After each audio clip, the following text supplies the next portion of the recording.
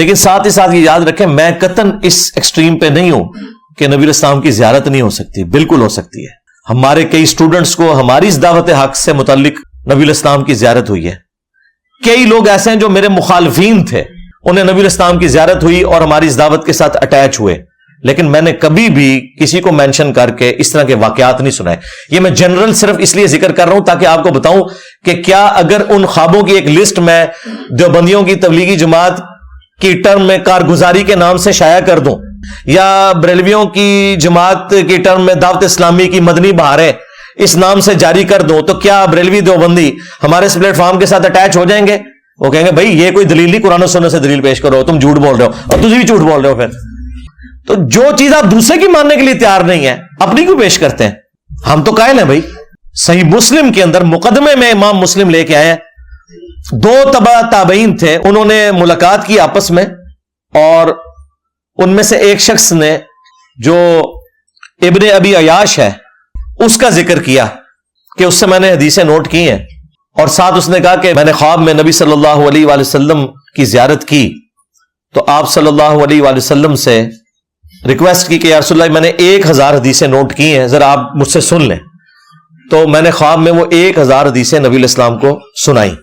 بیداری میں نہیں، وہ جلال الدین سیوطی کا ہی جھوٹ ہے. خواب میں، خواب تو برحق ہے. تو کہتے ہیں نبی علیہ السلام نے صرف 5 یا 6 حدیثوں کی تصدیق کی، باقی سب کے بارے میں فرمایا یہ بالکل جھوٹ ہے، میں نے نہیں فرمایا. اور ظاہر ہے وہ راوی بھی کذاب ہے، ابن ابی عیاش، یہ وہی خبیث ہے جس نے حضرت عمر کے اوپر تہمت لگائی کہ انہوں نے حضرت فاطمہ کو قتل کیا دروازہ پھینک کے، جو شیعہ لے کے پھرتے ہیں. جعلی روایت، ابان بن ابی عیاش. تو یہ ابان بن ابی عیاش وہ کذاب راوی، اس کے بارے میں وہ امام مسلم نے اس سے ثابت کیا کہ نبی الاسلام نے بھی اس کو کذاب کے طور پر ٹریٹ کیا. اس کے بعد ایک اور مثال سنن نبی داؤد کے اندر ایک صحابی کہتے ہیں کہ نبی الاسلام نے فرمایا جو ایک دفعہ پڑھ لے صبح و شام لا الہ الا اللہ وحدہ لا شریک لہ لہ الملک ولہ الحمد وہو علی کل شیء قدیر، صبح پڑھ لے تو شام تک اللہ تعالیٰ کی حفاظت میں رہے گا، اسے 10 غلام بنو اسماعیل میں سے آزاد کرنے کا ثواب ملے گا، 10 نیکیاں ملیں گی، 10 گناہ معاف ہوں گے، 10 درجات بلند ہوں گے. شام کو پڑھ لے تو صبح تک کے لیے یہی معاملات. تو اب یہ بہت بڑی فضیلت تھی. امام داؤد نے اس کے ساتھ نقل کیا ہے کہ ایک شخص کو نبی الاسلام کی خواب میں زیارت ہوئی اور اس نے کہا کہ یا رسول اللہ آپ کے ایک صحابی آپ صلی اللہ علیہ وآلہ وسلم سے یہ حدیث بیان کرتے ہیں، تو کیا واقعی آپ کی حدیث ہے؟ تو آپ نے فرمایا ہاں یہ میری حدیث ہے، اور یہ جو میں کلمات کہہ رہا ہوں اس کے فضائل تو بخاری مسلم میں بھی آئے، میں سمجھ بھی آتی ہے، لیکن سند پہلے چیک ہوئی بھی ہے، سند بالکل ٹھیک ہے، نبی الاسلام کی زیارت ہوئی. تو امام داؤد نے بھی اپنا عقیدہ دیا کہ نبی الاسلام کی خواب میں زیارت تبع تابعین کو بھی ہو سکتی ہے، بعد کے لوگوں کو بھی ہو سکتی ہے، بلکہ یہ تو ظاہر ہے وہ بہت بعد کی بات کر رہے ہیں. پھر مسند احمد میں جو حدیث ہے نبی الاسلام کی وفات کے 50 سال کے بعد حضرت عبداللہ ابن عباس نے جو خواب دیکھا تھا کہ نبی الاسلام نے خون کی ایک شیشی اٹھائی ہوئی ہے اور فرمایا کہ میں نے عرض کی اے اللہ کے رسول آپ کی یہ جو پرانگدہ حالت ہے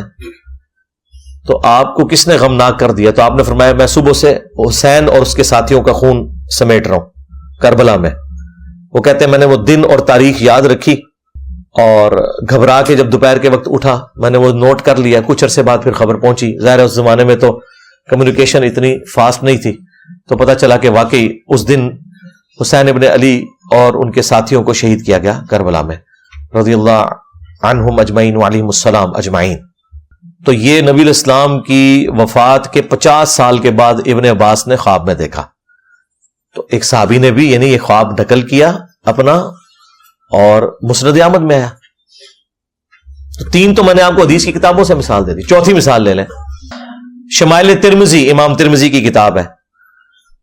جس میں انہوں نے نبی الاسلام کے گیٹ اپ سے متعلق حدیثیں جمع کی ہیں کہ آپ کے بال مبارک، آپ کے کپڑے مبارک، آپ کی پگڑی مبارک، آپ کا گیٹ اپ کس طرح ہوتا تھا. اس کے اینڈ پہ جا کے انہوں نے نبی الاسلام کی خواب میں جو زیارت ہے اس کے حوالے سے بھی ایک چیپٹر باندھا ہے. اس میں وہ امام ترمذی نقل کرتے ہیں کہ ایک تابعی جو مصحف لکھا کرتے تھے، کاتب تھے، وہ ابن عباس کے پاس حاضر ہوئے اور کہا کہ میں نے خواب میں نبی الاسلام کی زیارت کی ہے. تو ابن عباس نے کہا کہ مجھ سے خواب بیان کرو کیونکہ میں نے نبی علیہ السلام سے سنا ہے جس نے خواب میں میری زیارت کی اس نے مجھے کو دیکھا، میری شکل میں شیطان نہیں آ سکتا۔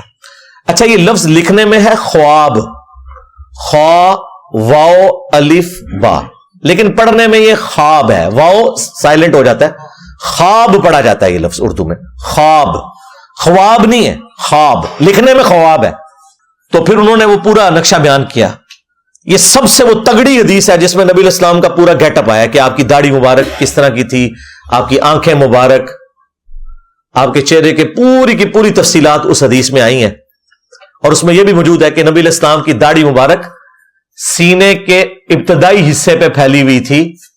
وہاں پہ تو ویسے لفظ ہے نہر تک تھی، یہ نہر، یہ جو ہلکا سا گڑا بنتا ہے سینے اور گلے کے جوڑ پر، لیکن اہل حدیث کو اب یہ مسئلہ تھا تو انہوں نے پھر ترجمہ کر دیا سینے کے ابتدائی حصے پہ، کیونکہ انہوں نے تو اتنی لمبی لمبی داڑھی بتائی ہوئی ہے نا، نبی علیہ السلام کی تو لمبی داڑھی نہیں تھی، آپ کی تو ایک مٹھی ہی داڑھی تھی نیچرل، نہر تک تھی۔ یہ ترجمہ جو آپ کو کر کے بتاتے ہیں سینے تک پھیلا، وہ سینہ تو عربی میں صدر کو کہتے ہیں، نہر کے الفاظ ہیں۔ اس لیے یہ حدیث جب دارالسلام والوں نے پرنٹ کی ہے نا تو ان کے جو اہل حدیث کے بڑے عالم ہیں عبدالستار حماد صاحب شیخ الحدیث، ان کو خیال آیا کہ میں ترجمہ نہیں بدلوں تو انہوں نے نا درمیان کا ایک ترجمہ کر دیا، سینے کے ابتدائی حصے پہ پھیلی ہوئی تھی، اے دیکھ لو، سینے کے ابتدائی حصے پہ پھیلی ہوئی تھی، حالانکہ لفظ نہر تک تھی۔ تو وہ تاکہ اپنی عوام کے شر سے بچ سکیں کہ وہ پوچھے بھی ہم تو سینہ بتاتے تھے تو کہیں گے میں سینہ لکھے ہے نا، اور ہمارے جیسے کسی پڑھے لکھے بندے سے رابطہ پڑھ دے تو وہ کہیں گے دیکھیں میں نے سینہ نہیں لکھا، سینے کا ابتدائی حصہ لکھا ہے، یعنی نہر۔ وہ اللہ کے بندو، نہر خود عربی کا لفظ ہے، فصل لربک وانحر، اونٹ کو بھی نہر کیا جاتا ہے گردن اور سینے کے جوڑ سے، آپ یہ لکھو کہ گردن اور سینے کے جوڑ تک تھی، لیکن نہیں، میں نہیں کاٹتا داڑھی، میری نیچرلی اتنی ہے، میری بھی نہر تک ہے الحمدللہ۔ تو اس میں بھی نبی علیہ السلام کی زیارت ایک تابعی کو ہوئی اور ابن عباس نے تصدیق کی۔ یہ 4 مثالیں میں نے آپ کو دے دی ہیں حق 4 یار کی نسبت سے۔ چلیں 5 تن پاک کی نسبت سے ایک اور لے لیں، یہ تو ان کو عزم بھی نہیں ہونی۔ سنن دارقطنی جو حدیث کی کتاب ہے، امام دارقطنی المتوفا 382 ہجری 4 صدی ہجری میں اہل سنت کے بڑے ائمہ میں سے، ان کی کتاب ہے سنن دارقطنی، اس کا پی ڈی ایف بھی اویلیبل ہے، بریلویوں نے خود ترجمہ کر کے پرنٹ کر دیا، اسے بڑی نیکی کا کام کیا ہے۔ اس میں جب نماز کے طریقے سے متعلق احادیث آئی ہیں نا تو اس میں امام دارقطنی نے اپنے استاد کا خواب نقل کیا ہے، تو سند کی ضرورت نہیں ہے، انہوں نے ڈائریکٹ اپنے استاد سے سنا ہے، اور سنا کس نے ہے؟ بریلوی، دیوبندی، اہل حدیث تینوں کے مشترکہ امام دارقطنی۔ وہ کہتے ہیں کہ میرے استاد کہتے ہیں کہ پہلے میں بھی کوفیوں کے مذہب پر تھا اور رفع الیدین سے نماز نہیں پڑھتا تھا، تو ایک رات مجھے خواب میں نبی صلی اللہ علیہ وآلہ وسلم کی زیارت ہوئی، میری بڑی خواہش تھی کہ میں حضور کو نماز پڑھتے ہوئے دیکھوں، تو کہتے ہیں میں نے خواب میں نبی صلی اللہ علیہ وآلہ وسلم کو نماز پڑھتے ہوئے دیکھا، آپ رکوع میں جاتے وقت اور رکوع سے اٹھتے وقت رفع الیدین کر رہے تھے، تو میں نے رفع الیدین شروع کر دیا۔ یہ خواب حدیث کی کتاب میں لکھا ہوا ہے، اور سند اتنی مضبوط کہ امام دارقطنی خود کتاب لکھ رہے ہیں اور کہہ رہے ہیں میرا استاد مجھے جب رفع الیدین کی حدیثیں لکھواتا تھا تو کہتا تھا ساتھ یہ بھی لکھ کہ میں بھی رفع الیدین شروع کیتا سی،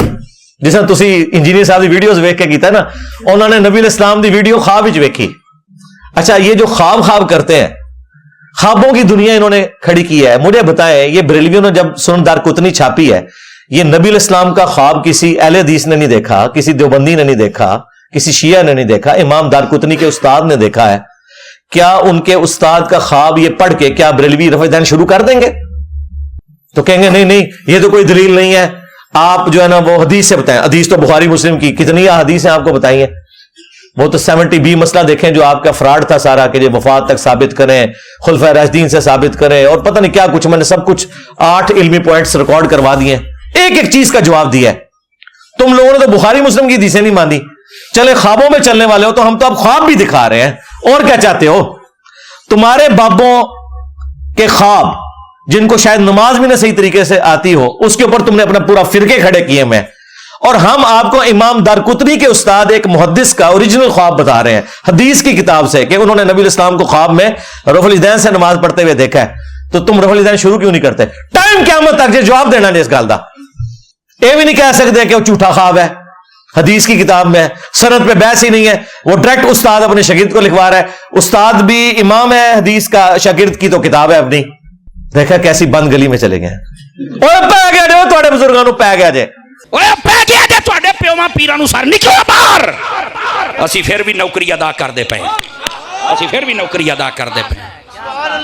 ਓਏ ਮਿਰਜ਼ੇ ਦੇ ਖਿਲਾਫ ਤੁਹਾਡੇ ਪਿਓ ਨੇ ਕਰਨੀਆਂ ਨੇ, ਨਿਕਲੋ ਬਾਹर। स्टेज पर बैठने वाले हाथ खड़ा करके बताएं, मुझे बताएं ये काम ठीक है कि नहीं? तमाशा करते हो, फिर कहते हैं मसलक का काम नहीं होता। मसलक वालों को तुम खुद रगड़ते हो।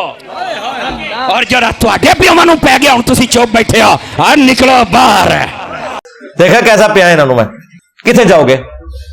एंड पे इनके पास यही चारा होगा कि ये फिर चीखो पुकार करेंगे। तो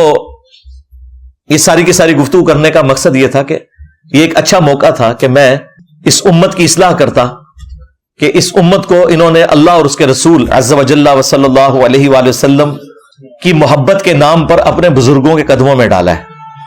और हमारा काम यह है कि एक एक बंदे को झंझोड़ेंगे